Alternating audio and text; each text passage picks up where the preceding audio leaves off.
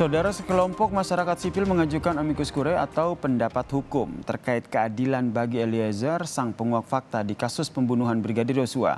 Pengacara Eliezer pun berharap bahwa amicus curiae ini dapat dijadikan bahan pertimbangan majelis hakim dalam memutus vonis Eliezer.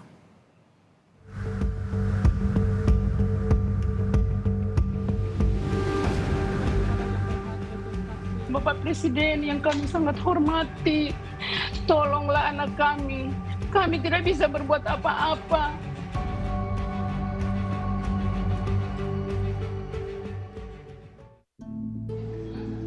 Jelang vonis hakim, suara-suara yang menuntut keadilan bagi Eliezer bertambah.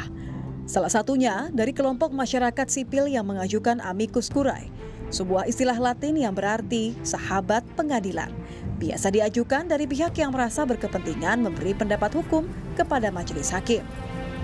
Amicus curiae kali ini diajukan ICJR, Pilnet, dan Elsam, meminta hakim meringankan vonis sang penguak fakta. Ya, amicus curiae lazim diajukan di Indonesia. Beberapa kasus yang turut mendapat opini dari pihak luar, diantaranya kasus penyiraman air keras Novel Baswedan, kasus dana talangan Bank Senturi, hingga kasus penistaan agama di tahun 2016 yang melibatkan Basuki Cahayapurnama. Menanggapi dukungan ini, pengacara Eliezer, Roni Talapesi, berharap hakim bisa mempertimbangkan kontribusi Eliezer yang telah menguak fakta dalam kasus pembunuhan berencana Brigadir Yosua.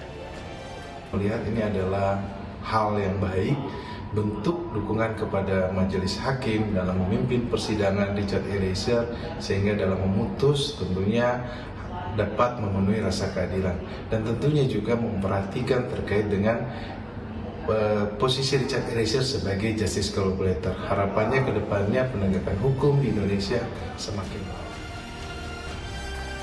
Dalam Undang-Undang tentang Kekuasaan Kehakiman, hakim memang disebutkan wajib menggali, mengikuti, dan memahami nilai-nilai hukum dan rasa keadilan yang hidup dalam masyarakat.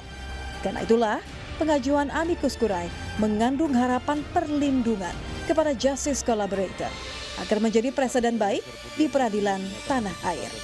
Tim Liputan Kompas TV.